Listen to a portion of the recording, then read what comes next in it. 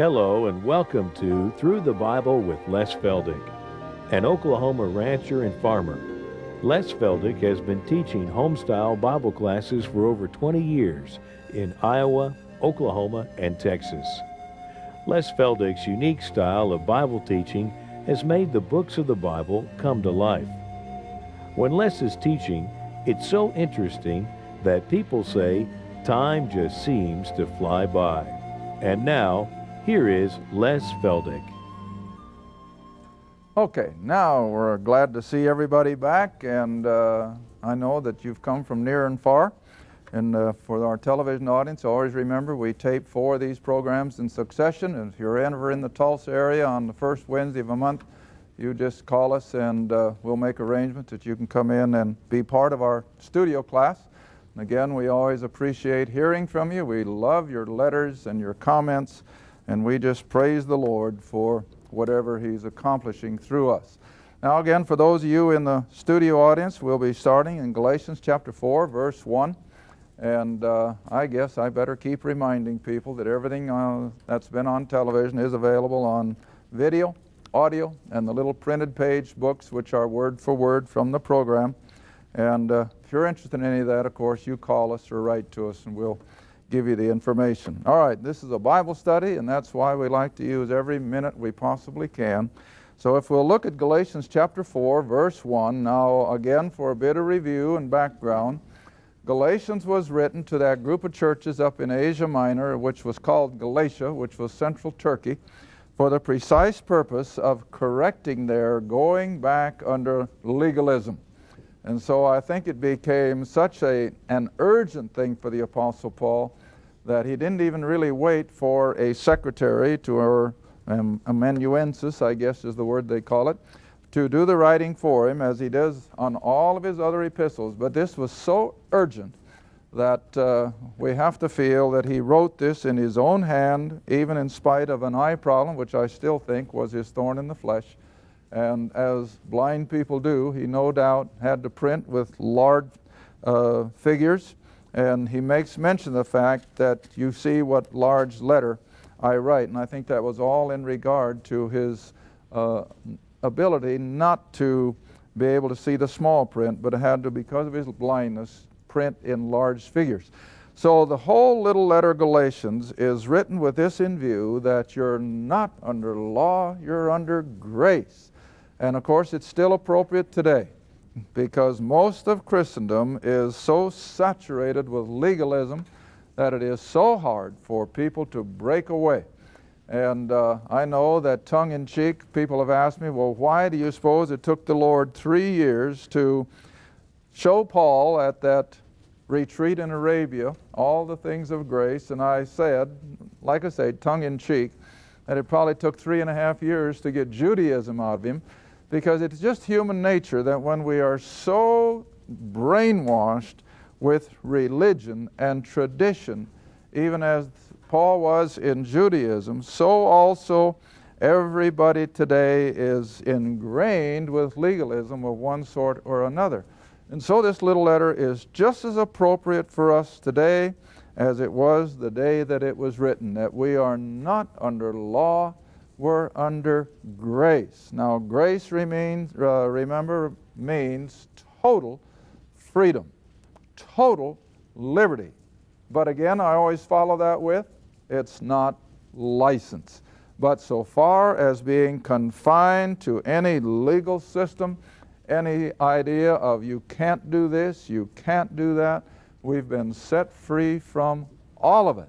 And now through the power of the Holy Spirit, which of course the law had nothing of, but now through the power of the Holy Spirit, we under grace can live and be pleasing in God's eyes without rules and regulations to tell us what we can or cannot do. And so this is the whole idea of this little letter. Verse 1 of chapter 4, now I say that the heir, as long as he is a child, differeth nothing from a servant or a slave, though he be Lord, small l remember, though he be Lord of all. Now this is not so much from the Hebrew or the Jewish background, but it is from the Roman and the Greek. And of course, Paul uses the whole spectrum when it comes to illustrating and so forth. So now he dips into the Greek and the Roman culture, not Jewish, that the wealthy Romans and Greeks would hire tutors. And the sole purpose of these tutors was to prepare that child, that legal son who was an heir, but as long as he's a child, he differeth nothing from a slave, even though, like he says, he be Lord of all, which means he was a blood heir of the father, but until he has finished his time of tutoring, he has no more authority in the family than a slave. And so this is what he's drawing, that these Greek and Roman children were under the responsibility of tutors, learning, preparing for the day, when, of course, as you see in verse 2, this child is under tutors and governors until, there again, we don't know how long, it wasn't always the same, I'm sure, but approximately when the child was old enough to take on family responsibility, business responsibility, but that was set by the father. And the father would say, all right, you take this child of mine and you teach him, you tutor him until such and such an age, whatever the case may have been. And so these Roman and Greek kids were under these tutors and governors until the father was satisfied that they had now reached the time of becoming full heir with the father. Now then, verse 3, this shows it's only an illustration. Even so, in like manner, so we, when we were children, were in bondage under the elements of the world. Now, of course, I think in the pronoun we, in verse 3, Paul is referring to himself as a Jew. So he's not including the Gentiles per se, but Jews who were under the law. And remember, the Gentile world was never under the law of Moses, only the children of Israel. And so he says, even so, just like these Roman and Greek kids were under the rule of a tutor, and the father paid very little attention to them, so also, or in like manner, Israel, when we were children, that is, under the law, were in, what's the word? Bondage. Now, I just keep hammering away at people. To live under the law is always a bondage. It's like Peter said. In fact, let's go back and look at it so that you know what I'm talking about. Come all the way back to Acts chapter 15. Acts chapter 15, when Peter finally realizes, after all the trials and tribulation the Judaizers had been giving the Apostle Paul, that his gospel was not sufficient unless they also became keepers of the law, practitioners of circumcision. But finally Peter wakes up and he comes to the defense of Paul, which, as I've said so often, had he not done, Paul's gospel, Christianity as we know it, would have died right then and there. Now I know God is sovereign and he could have done something else, but as we understand the unfolding here, had it not been for Peter finally coming to his senses and defending the fact that Gentiles could be saved without coming under the law of Moses, Christianity would have never survived. But now look what Peter says. Verse 10, now therefore, since Gentiles are not under the law of Moses, now therefore, why tempt or test God? Now look at it. To put a yoke upon the neck of the disciples or the believers, a yoke which neither our fathers nor we, even Peter and the 11, had to chafe under the demands of the Mosaic law. It was severe. I've made that comment more than once. The law was severe if they were really going to keep it. It had demands on the human race that were almost impossible to keep. And the reason being that God had to show mankind that there was no way they could measure up to His standard of holiness and righteousness. So the law, you see, became then a yoke which neither the forefathers back in Old Testament days nor the Jews of Peter's day were able to bear. All right, now then when you come back to Galatians, we're going to see before we go too far in chapter 4 that Paul also refers to them as almost the same kind of thing, that they were beggarly. They begged to be something better than it was. The law could not do anything to bring a person out of his sin. All it could do was convince him of his sin, remember, as we've pointed out so often all the way back to Romans chapter 3. All right, so now then verse 3 again. Even so we as children of Israel, when we were children, when they were still into that Old Testament economy, and we were in bondage under the elements of the world, that is the whole world system. Now you got to remember, Israel as a nation, when they came out of Egypt and had been surrounded with all of that pagan culture, when God gave them the law at Mount Sinai, God didn't lift them out of the world. They had to still live and move and eat and sleep in the midst of all that paganism. And so the whole world system was still working even though Israel was now under the law. In other words, God didn't suddenly transport them into a whole spiritual world all their own. And that's why they failed so often. They failed miserably. And it was always because of their unbelief, but nevertheless, they were in bondage under the elements or the workings of the world around them. And oh, how long had they been under it? 1,500 years. Now remember, Abraham was called out of Ur at 2000 BC. 500 years later, 490 if you want to be exact, Moses led him out of the land of Egypt, and God gave the law. So you're talking in terms of about 1500 BC from the giving of the law to Israel until the time of Christ at what we now refer to as 0. So there was 1,500 years that Israel labored under this yoke of bondage. You know, you look at it, it's no wonder that they were in such rank unbelief. I suppose a lot of the time they just gave up. Can't keep it anyway. And of course, that's what legalism does. Legalism, I think, just destroys the incentive. Because that's what, I've had people come into my class where they've been under some of these abject teachings and preachings, and this is what they'll tell me. Why, when I was young and I heard all that preaching, I just thought, what's the use? I can't measure up to that. Well, that's what legalism has always done. And so even Israel, God's covenant people, how many times didn't they go into abject sin and unbelief? And I think the reason was they just couldn't hack it. They couldn't keep it anyway. All right, but now verse 4, what's the first word? Oh, like one lady wrote, and she said, but, and then in parenthesis, she says, one of your favorite words. Well, indeed it is, because if it weren't for the flip side of all this, where would we be? Well, we'd be back where they were. And so even though Israel had been 1,500 years under the law, in bondage, but the flip side, all of a sudden God stepped in and changed the format. Now, it's been a long time since I've rehearsed this. I hope my listening audience realizes that as you come up through human history, how many times God changed the format totally.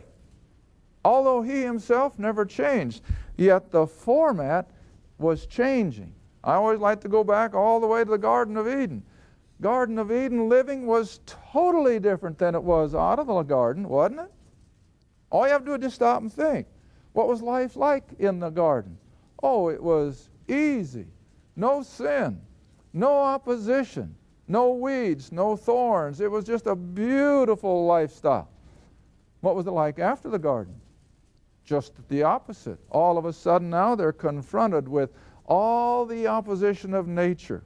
Weeds and thistles and briars and thorns, insects, and that was the curse. Totally different. But had God changed? No, God hasn't changed. All right, then you take that whole economy up to the flood. And then the flood comes, and Noah and the family comes off the ark. And again, I would like to draw the analogy. Was it the same after the flood as it was before? Why, heavens, no. Everything was different. God's whole economy for man was now going to be set up differently. Whereas before the flood, there was no law and order. There was no system of worship prescribed. And they couldn't eat meat. They didn't. They didn't kill anything to eat it. They ate of everything that grew naturally. But now as soon as they come out of the ark, what did God tell them? Now you can kill and eat. Whatever moves and lives is for you to partake of. And you can kill and eat.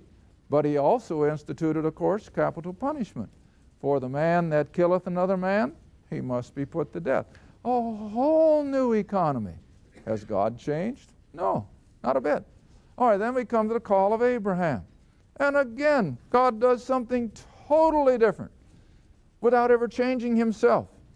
And now God says to Abraham, I'm going to make of you a little separate race of people. I'm going to let the vast majority just go on their way. But I'm going to work through this little nation that will come through you and your wife. And so all the promises that God made to Abraham, even though they took 500 years to come to fruition, there they came. And the nation of Israel makes its appearance, and then God does something again totally different. What did he do? Put them under the law. Put them under the law. Now listen, that was something totally different from anything that had happened in the previous 1,500 years. Now God sets down these 10 commandments, and he puts down the priesthood, the temple, and all of its ritual, and he tells Israel by instruction explicitly everything that they were having to do. Not only in their, what we would call their religious life. You know, I hate the word. I think I'll prefer to use the word spiritual. Whether it was in their spiritual life or in their everyday life of living, everything was now prescribed. Everything was laid down of what they couldn't do, what they could not do, what they could eat, and what they couldn't eat. Now listen, that's all different. All different.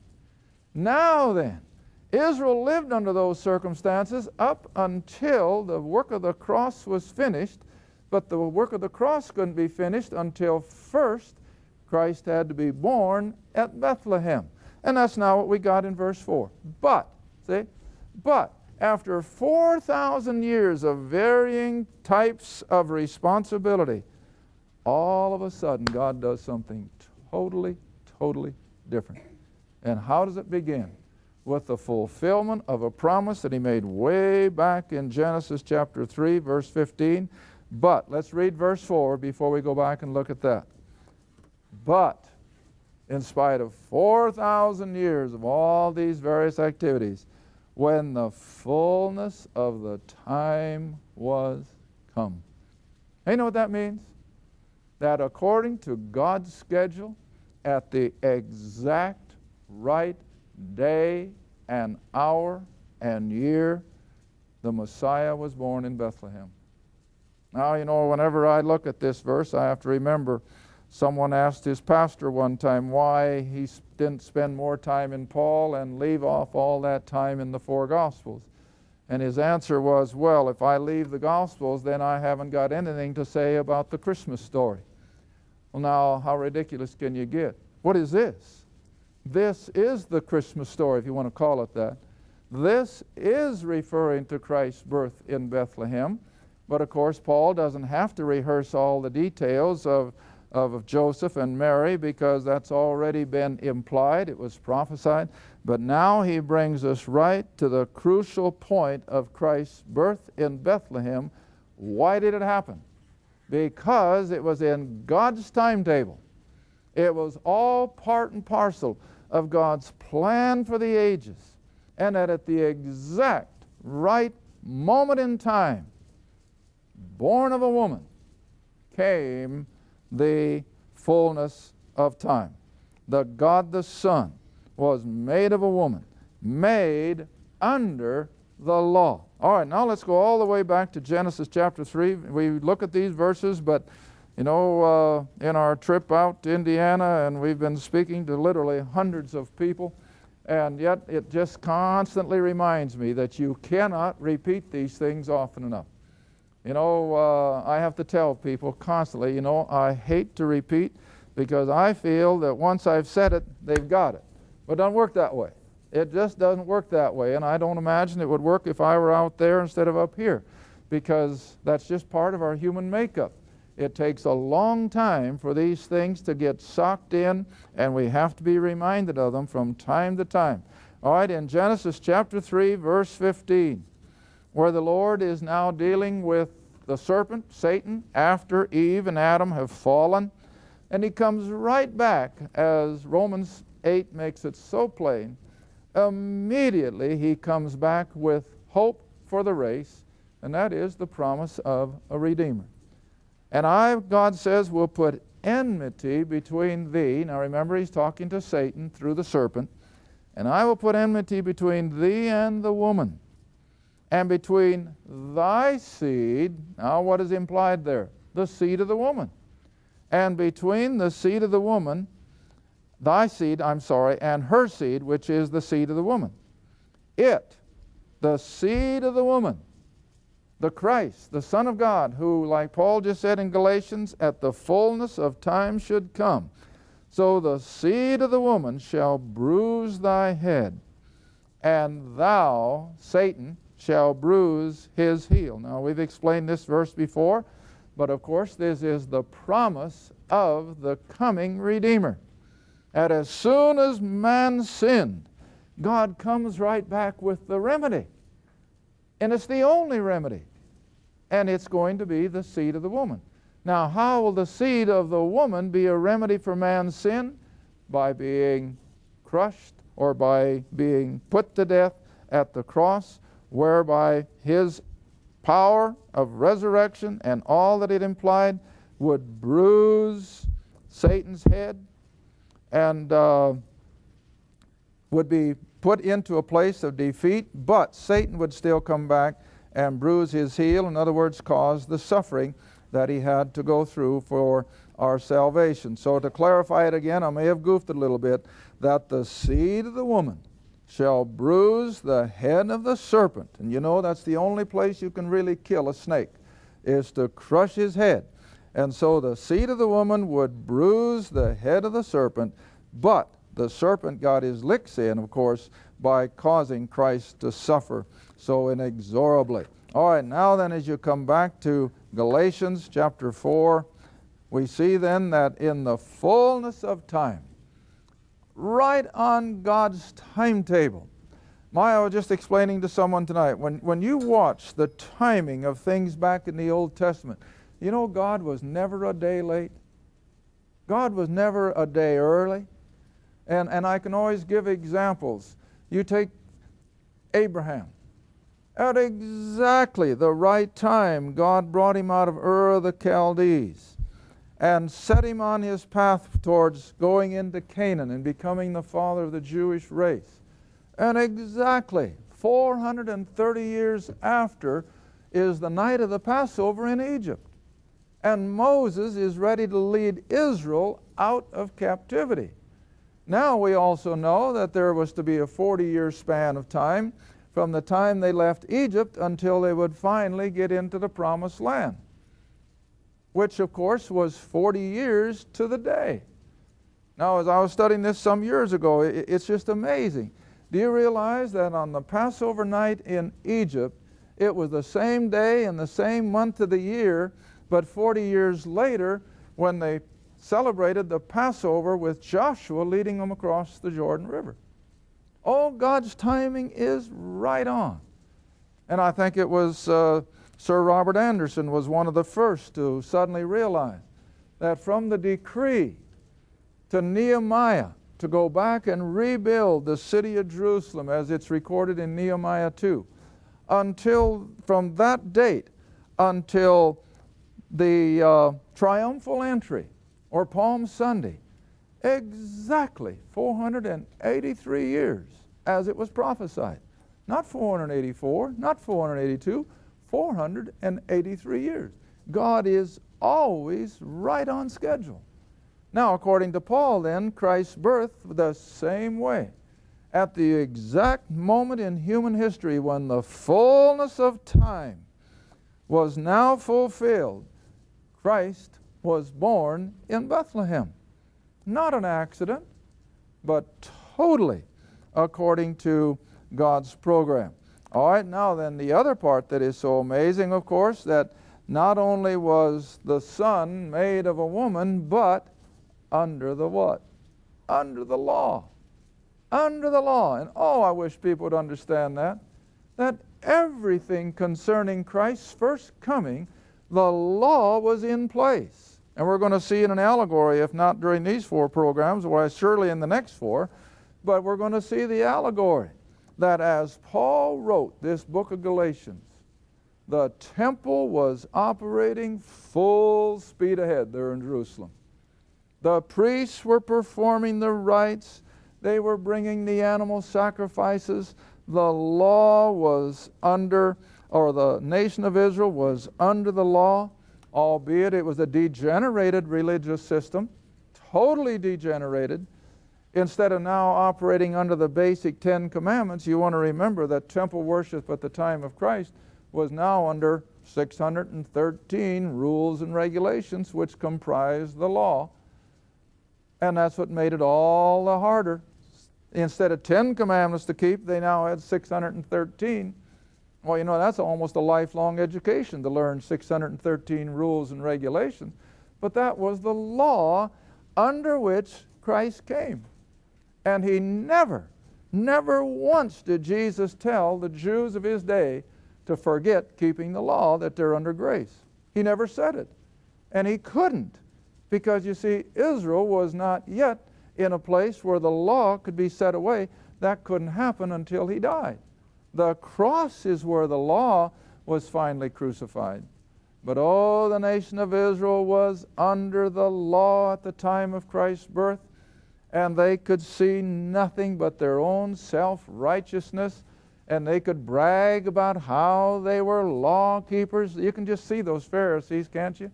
How they could brag of how impeccably they had kept the law. Oh, but it was under that Christ came.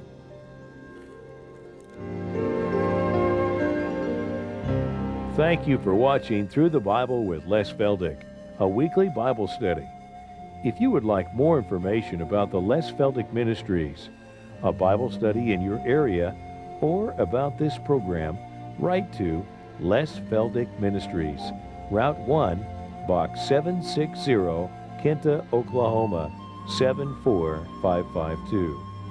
That's Route 1, Box 760, Kinta, Oklahoma, 74552. Through the Bible with Les Feldick is viewer supported, and your gift is appreciated. Thank you, and be sure to tune in next time for Through the Bible with Les Feldick.